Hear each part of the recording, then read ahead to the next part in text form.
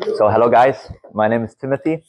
I'm part of the team of Alphbanx, and we are building over-collateralized stablecoin on Alephium.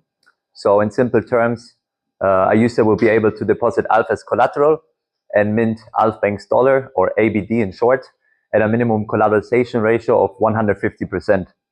And the main focus of Alphbanx is in its security aspect, in how can we maintain the peg. And in that sense, we integrated 4 different layers of protection, and I will talk about them. And also a very important thing is user experience. I used many DeFi projects in the past, and the issue was that it's really user unfriendly.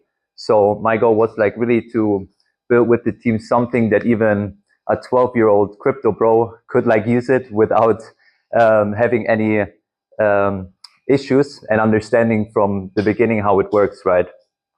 So yeah, this is dashboard. So to understand an over-collateralized stablecoin, you need to know that the stablecoin is always backed by the collateral. And so what do we do if the collateral drops because there is a flash crash, or there is just the value of ALF goes down, right? That's why we integrated a minimum collateralization ratio like MakerDAO of 150%.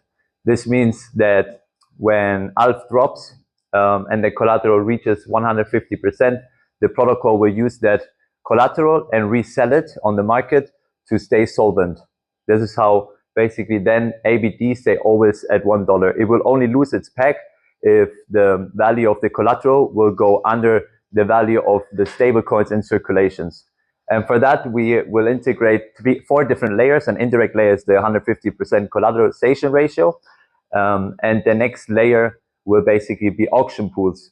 So that means when a user has, let's say, $200 of ALF as collateral, and he mints $100 of ABD, and now ALF starts to drop and he reaches 150% collateralization ratio, that means his collateral will be sold off to auctioneers. I will explain more in detail how that works, but in simple terms, it's like other users can deposit ABD in 4 different pools: 5%, 10%, 15%, and 20%. And that means when the collateral goes to 150%, the ALF will basically be sold or exchanged between the user that put like in the 5% pool ABD. So basically the user will get ALF plus 5%. So he can arbitrage that by repaying the loan of them. If that liquidity in that 5% pool is not enough, it will go to the 10% pool, so that users will benefit more, right? But the 5% pool will be prioritized, then the 10, then the 15, then the 20. So it's like a kind of a game, right?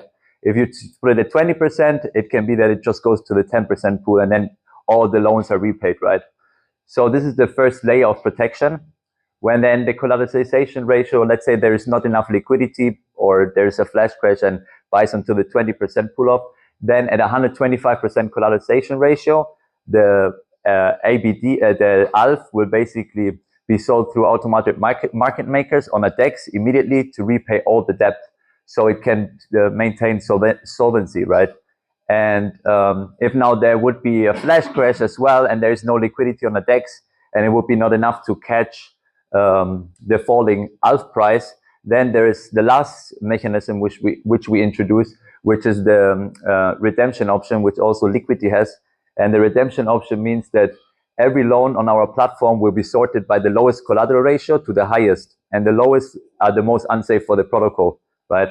So what it will be done when the stablecoin basically would depeg to 98 cents, users could buy the stablecoin on the DEX and redeem it for $1 all the time on our platform. And what it does, it basically, you go on a DEX, buy ABD for 98 cents, go on our platform, press redeem, and then what you basically do, you repay another people's loan, and basically the guy with the lowest collateralization ratio, you repay his loan, you get from him ALF 1-to-1 ratio, and he basically loses ALF, but he also has to repay less.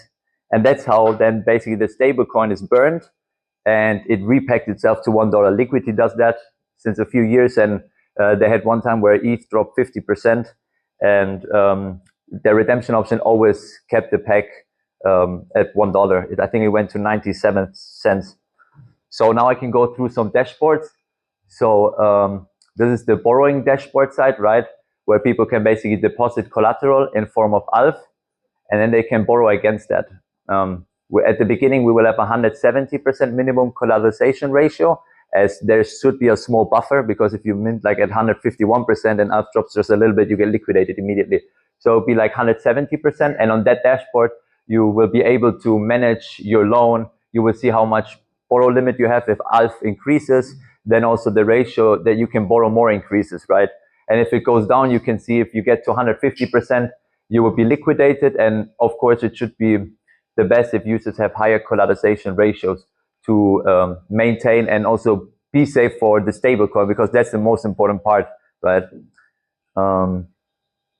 Then we have now the auction pools. We called it actually, you could also see that we have a 10% fee for now, which borrowers pay to borrow money, right? There are protocols like Aave where you pay 25% in bull runs to borrow. So I feel 10% is an average amount. And now we have the auction pool. So basically you can see those 4 pools where users can just deposit the stable coin. And why would they do that? So first of all, they will get yield from the borrowers. From the 10% fees, 6% of the fees will be redistributed to all liquidity providers into the auction pools in ALF. So users will basically farm ALF. And why is it a risk-free short position? Because if you think about it, if you short ALF and ALF goes up, you lose. If you short ALF, it goes down, you win. So it's basically a 50-50 chance. But if you put it into the auction pools and ALF goes up, that just means that more people will probably FOMO in and borrow more because they feel they don't have enough ALF. That would increase the yields for the people that deposit the stablecoin here. So if ALF goes up, yield probably will go up. And if ALF goes down, people will get liquidated and you can buy their collateral for up to 20% discount. It depends on how many people, how much liquidity will be liquidated, right, at the end. So maybe you won't get 20%, maybe we'll just go to 15%. And yeah, that's why we feel that's a risk-free short. And I think the main idea also was that, okay, in the bull run, borrowing makes absolutely sense. Right now it's cheap, you know, everything will go up to 2025, like we all expect, hopefully. But what do we do then when the bear market comes and hits the market, right? So my idea, because I wanted to build that as well for myself to use it. And I was like, I want to have something like that I can use myself to play around, right? So in a bull run, the borrowing side is interesting. But in a bear market, when you know, okay, ALF is at 30, 40, we don't know where it's going, right? I would be that kind of guy that I would sell my ALF and then deposit ABD into that pool. Because if the price still goes up, I make more yields. And if the price goes down, like everybody will be liquidated, it doesn't manage the loan. I protect the pack at the same time.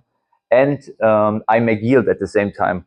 So it's like only it's like a bear market. There's no, I don't see any negativity on, like you get yields and you can arbitrage it. We also want to integrate a bot where users could connect that pool. So basically maybe they don't want to exchange to ALF, but immediately exchange it to a stable coin again. So the idea is that they could connect that bot, and every time that somebody gets liquidated and you make the 5%, you immediately sell that again to the stablecoin and redeposit it again. So on the way down, when they are like tens of millions of dollars and they get all liquidated because they don't manage their loans, they get too greedy, you can just take from their collateral value 5, 10, 15, or 20% on the way down and increase your capital, which I see as an innovative approach. Kujira has with Orca a similar concept, but the issue with them is that they don't have yields. So you wait all the time till people get liquidated, but then the bull market comes and you don't get anything, right? So this is the main idea. This is then also how it's going to look. Basically, the My Bit dashboard, when you put the dashboard, you can see, okay, this is your ABD, how much ALF you made.